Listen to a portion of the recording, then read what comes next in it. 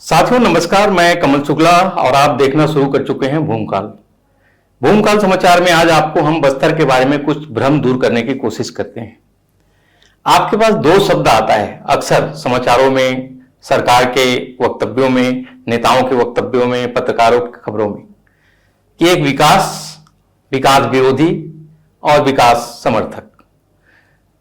तो इसको आज मैं आपके सामने रखना चाहूंगा। बस्तर जो क्षेत्र है 5वीं अनुसूची के तहत अनुसूचित क्षेत्र है, जहां पे आदिवासियों के गांव से पूछे बगैर, आदिवासियों से पूछे बगैर, बिना ग्राम सभा की अनुमति के कोई भी कार्य नहीं किया जा सकता, चाहे वह उसका नाम विकास भी क्यों ना हो।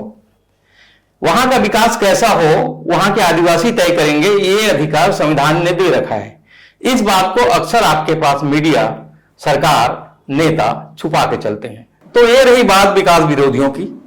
साथियों, अब विकास समर्थकों के बारे में मैं बता दूं कि ये वो लोग हैं जो आपके हिस्से की, आपके पीढ़ियों के हिस्से की हवा और पानी अभी खा जाना चाहते हैं। आपकी पीढ़ियां जो है इन चीजों के लिए तरस जाएंगे।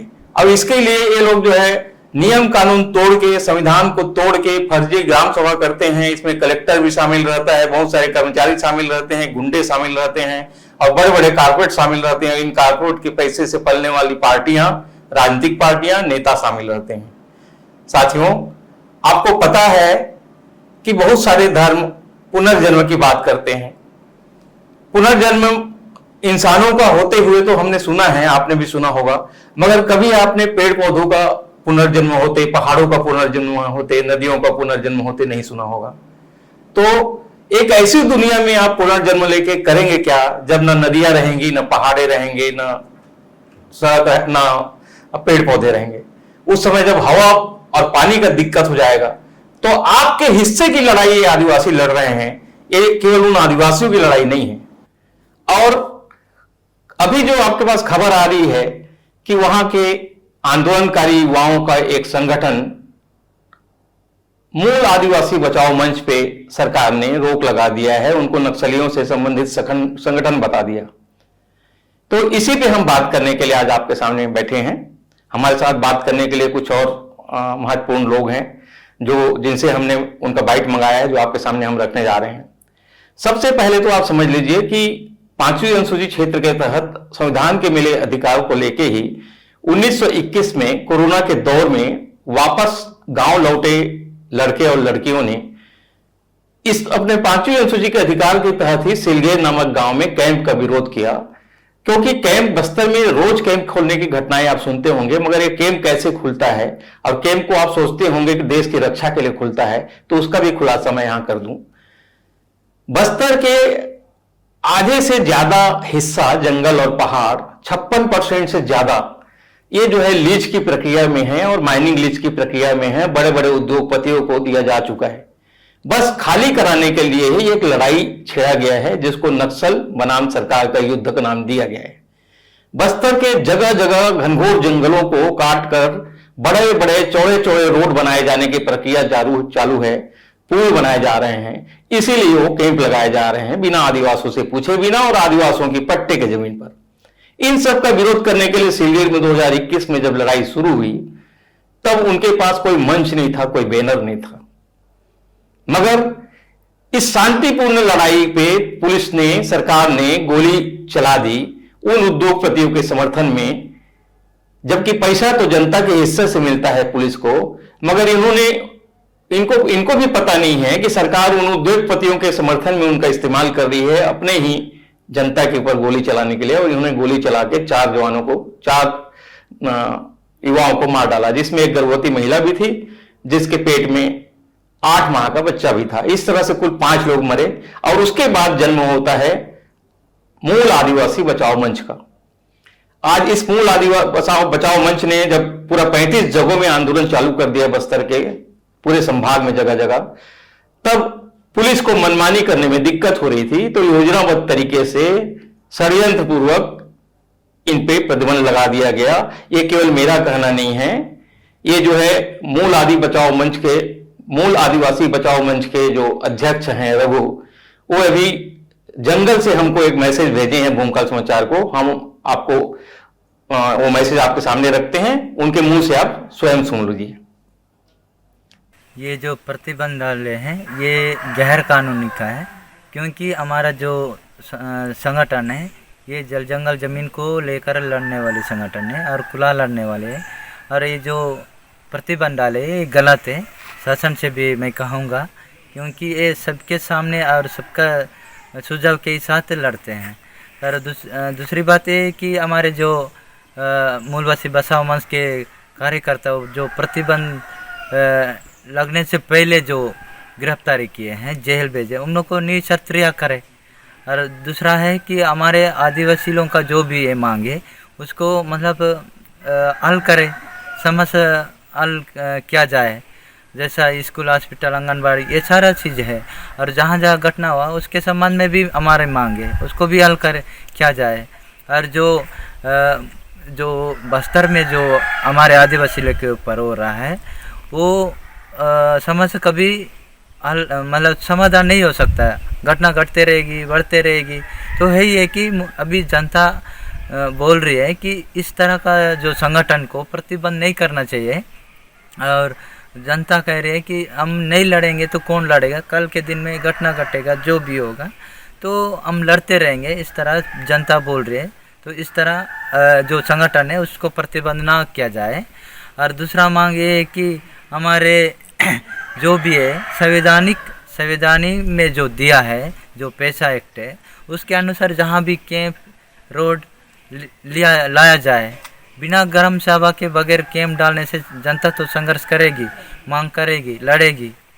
कोई दूसरा व्यक्ति तो इसके ऊपर आवाज़ तो नहीं उठाएंगे। यहाँ चाहे शासन हो, प्रशासन हो, किसी के घर में भी, ज़मीन में भी डालेंगे तो वो एक लिखित रूप से ही दे सकते हैं, सूचना दे सकते हैं। तो इसलिए जहाँ भी जो भी करते हैं तो गरम सभा के बगैर ना करें, और गरम सभा को पूछ के कर सकते हैं। मैं शासन प्रशासन से निवेदन करूँगा, ये जो मूलवासी बचाओ मंच का जो संगठन है इसको प्रतिबंध ना किया जाए और हमेशा ये संगठन संघर्ष करते रहे और मांग अपने जनता का हल किया जाए। साथियों, हमारे प्रदेश में सरकार वास्तव में यहाँ के मुख्यमंत्री और यहाँ के गृह मंत्री नहीं चला रहे हैं। यह बात शायद अब आप भी महसूस करने लगे होंगे। 9 माह 10 माह से ज्यादा होने जा रहा है, मगर पूरे प्रदेश में अत्याचार की धूम है। थाने जलाए जा रहे हैं, एडिशनल एसपी को दौड़ा दौड़ा के पीटा जा रहा है, यहां तक कि कलेक्टर और एसपी कार्यालय तक जलाए जा रहे हैं। पुलिस के परिवार को जो है मार डाला जा रहा है और खुलेआम गुंडा राज चल रहा है, जगह जगह चाकूबाजी, जगह जगह चोरी और डकैती। इस बीच में आप खुद हमारे मुख्यमंत्री से सुन लीजिए कि सरकार कौन चला रहा है। आइए हम मुख्यमंत्री से भी सुनते हैं कि किस तरह से वो केवल माओवाद के नाम पे केंद्र की सरकार पे निर्भर नहीं है, बल्कि प्रदेश के सारे मामलों में केंद्र सरकार तय कर रही है कि इस प्रदेश में क्या होना चाहिए। इसके पहले आज तक प्रदेश में ऐसा राज कभी नहीं आया था। हाँ, माननीय गृह मंत्री श्री अमित शाह जी से अभी मुलाकात हुई और उनको छत्तीसगढ़ में जो नक्सल गतिविधि चल रही है उसके विषय में अवगत कराया।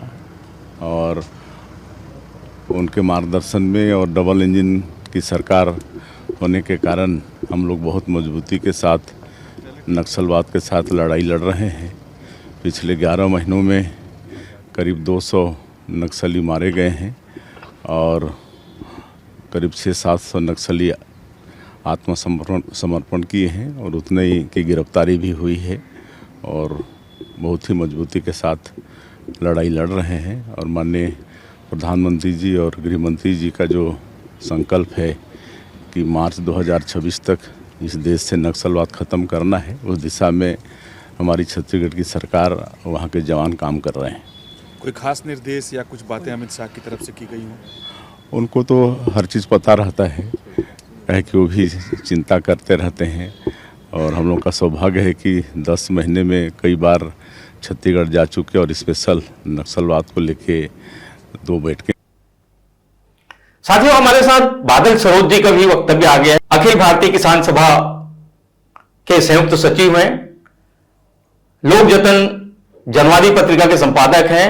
उनका भी बस्तर में तमाम उन स्थानों पे आना जाना लगातार रहा जहां जहां आंदोलन मूल आदिवासी बचाओ मंच के कार्यकर्ता करते रहे। आइए उनसे सुनते हैं कि वो इस प्रतिबंध को किस रूप में देखते हैं। बस्तर से जो खबर आ रही है, खासतौर से कमल शुक्ला जी ने जिस तरीके की जानकारी दी है, उसे देखकर लगता है कि छत्तीसगढ़ की सरकार और केंद्र की मोदी की सरकार अब गौतम अडानी के रास्ते को आसान करने के लिए एक नया पर्वत दमन चक्र छेड़ने जा रही है। बस्तर में एक तरफ हसदेव की जंगलों की जो कटाई हो रही है और वहाँ से जिस बड़े पैमाने पर बेदखली की जा रही है आदिवासियों की, वो सबके सामने है। लेकिन बीचों बीच, बस्तर के बीचों बीच से उसको चीरते हुए एक बड़ी सड़क निकालकर, एक बड़ा हाईवे निकालकर अडानी के खदानों के लिए और अडानी के बस्तर पे कब्जे को आसान बनाने के लिए पिछली कई वर्षों से कोशिशें जारी हैं। 4 साल से वहाँ के नौजवान हजारों की संख्या में सिलगेर और 35 दूसरी जगहों पर आंदोलन कर रहे हैं। जन दबाव के बाद पिछली सरकार ने ये निर्णय लिया था कि उनके साथ संवाद किया जाएगा, लेकिन वो संवाद भी किसी निष्कर्ष तक पहुंचाने की जिम्मेदार भूमिका नहीं निभाई गई सरकार की ओर से। अब ये जो मूल आदिवासी संघ पर प्रतिबंध लगाया गया है और उनकी सारी गतिविधियों को रोकने के लिए उन्हें गैरकानूनी घोषित किया गया है, ये बहुत ही गंभीर घटना विकास है। बस्तर के साथ संवाद कीजिए, वहाँ के आदिवासियों को विश्वास में लीजिए, उन पर अपने विकास की अवधारणा को जबरदस्ती मत थोपिए, उन्हें गौतम अडानी के मुनाफे के लिए एक बहुत बड़े चरागाह में तब्दील मत कीजिए, उनके साथ बातचीत कीजिए। ये प्रतिबंध हटाया जाना चाहिए, जो लोग गिरफ्तार हैं उनको रिहा किया जाना चाहिए और जिन्हें इसके नाम पर परेशान किया जाने की तैयारी की जा रही है, उनकी परेशानी बंद करनी चाहिए, बस्तर से बात की जानी चाहिए। अखिल भारतीय किसान सभा ये मांग करती है कि बस्तर की जनता के साथ संवाद किया जाए। धन्यवाद साथियों, इस मुद्दे पर हमारा आगे भी आपको सच्चाई बताना जारी रहेगा। आप देखते रहिए बूमकाल समाचार, सच्चाई की खबरों के लिए, अन्याय के खिलाफ खबरों के लिए, जन संघर्ष की खबरों के लिए। धन्यवाद। मैं कमल शुक्ला।